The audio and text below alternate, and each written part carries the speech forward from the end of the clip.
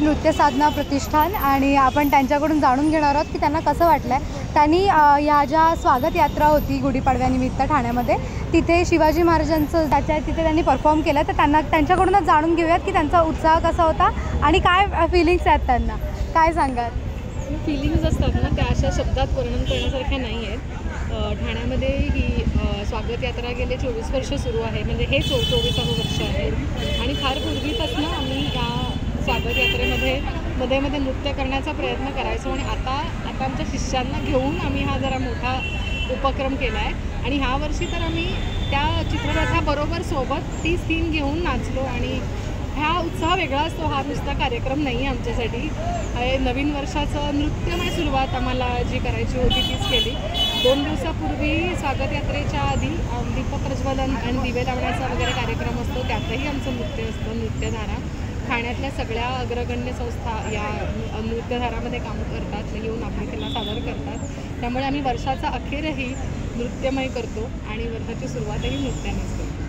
आजकालची जी पिढी आहे ती हिपहॉप कल्चरकडे वळते आणि तुमचं जे आहे ते सांस्कृतिक जे नृत्य त्याबद्दल मग ओढ निर्माण कशी कराल आणि जी पुढची पिढी आहे त्याला काय सांगाल? मला खूप बरं वाटतं की माझ्या आजूबाजूच्या ज्या मुली आहेत त्या खूपच सृजनात्मक विचार करणाऱ्या आहेत, त्या मेहनत घेणाऱ्या आहेत आणि हिपहॉप आहे, हातात त्यांच्या फोन आहेत, पण त्या ते बाजूला ठेवून आमचा सराव आणि रियाज करतात. आणि ह्यासाठी पुन्हा या गोष्टी कलेकडे वळवण्यासाठी ना आमच्या पिढीनं पण काम करणं गरजेचं आहे.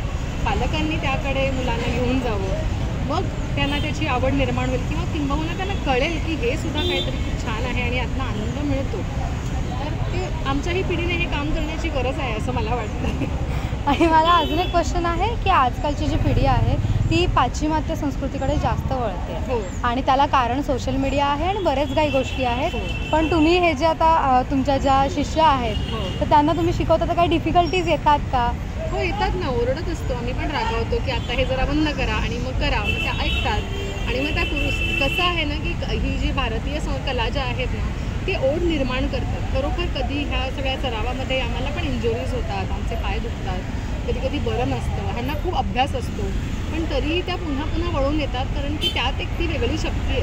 आणि असं जेव्हा आम्ही नाचतो ना तेव्हा आज त्या अजिबात दमलेल्या नाही आहेत. त्यांनी आत्ता मला विचारलं परत करायचं आहे का, म्हणजे त्या अजिबात दमलेल्या नाही. म्हणजे काय होतं की जेव्हा आम्ही नृत्य करतो ना त्यावेळेला तो भगवंत येतो खाली आणि तो नाचतो. हे एकच सत्य आहे आणि हे एक मात्र आहे की हे एक अखंड साधन आहे. कुठेही मध्ये थांबत ते गेलं तर त्याला म्हणता येणार नाही. म्हणून आमच्या सगळ्याच कलांना, परफॉर्मिंग आर्ट ज्या आहेत, प्रयोगक्षम कला, त्या सगळ्यांना तपस्या असं म्हटलेलं आहे. कमीत कमी 12 ते 13 वर्ष आम्ही त्यांना देतो, जास्तीत जास्त आयुष्य भरून. आणि गुढीपाडव्याच्या दिवशी किंवा कुठलाही आपला जेव्हा सांस्कृतिक सण असतो तेव्हाच आताची जी पिढी आहे ती तेव्हा त्यांचं जे आपल्या भारताबद्दलचं जे संस्कृती आहे ती जागी होते आणि बाकी वेळेला नसते. त्याबद्दल काय सांगाल? मी आता जागी झाली आहे ना तेव्हा आपण ती पकडून ठेवायची, त्यांना झोपूच द्यायचं नाही असं मला वाटायला लागलं. कारण हो, बरोबर आहे तुम्ही जे म्हणताय ते की आपल्या सणांच्या वेळेला म्हणजे पेहराव करणं किंवा त्याचे फेटे बांधणं म्हणजे आपली हिंदू संस्कृती नाही. आपलं मन, आपले विचार हे सुद्धा त्याच्या अनुषंगाने घडले पाहिजेत, हे तेवढंच महत्त्वाचं आहे.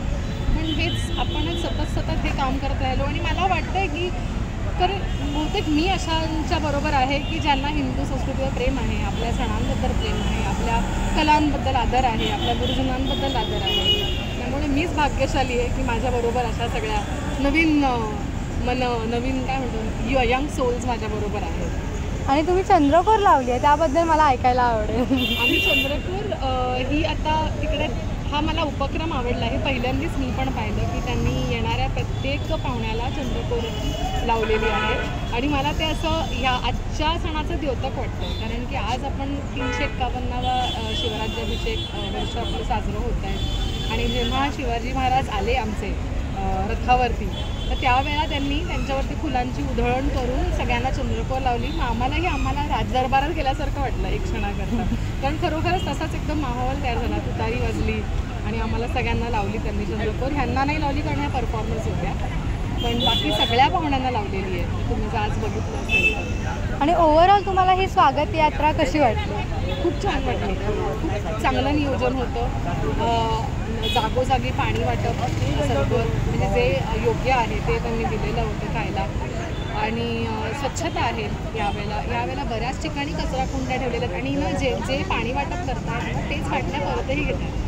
हे मला खूप आवडलं. म्हणजे आता संध्याकाळी जे स्वच्छतेचे कर्मचारी येतात त्यांना जरा कमी काम पडेल असं मला वाटतं. ते एक चांगलं आहे. आणि अगदी वेळेत सुरू झालं, वेळेत संपलं, कुठे ट्रॅफिक नाही झालं, ॲम्ब्युलन्सेस जागोजागी आहेत, पोलीस कर्मचारी आहेत आमच्या मदतीसाठी आणि सगळं आज खूपच छान, खूपच मजा आली आम्हाला सगळ्यांना. म्हणजे ठाणे महापालिकेचेही आभार आहेत त्यासाठी. आमच्या प्रेक्षकांना गुढीपाडव्याच्या शुभेच्छा तुमच्या सगळ्यांकडून. गुढीपाडव्याच्या खूप खूप शुभेच्छा.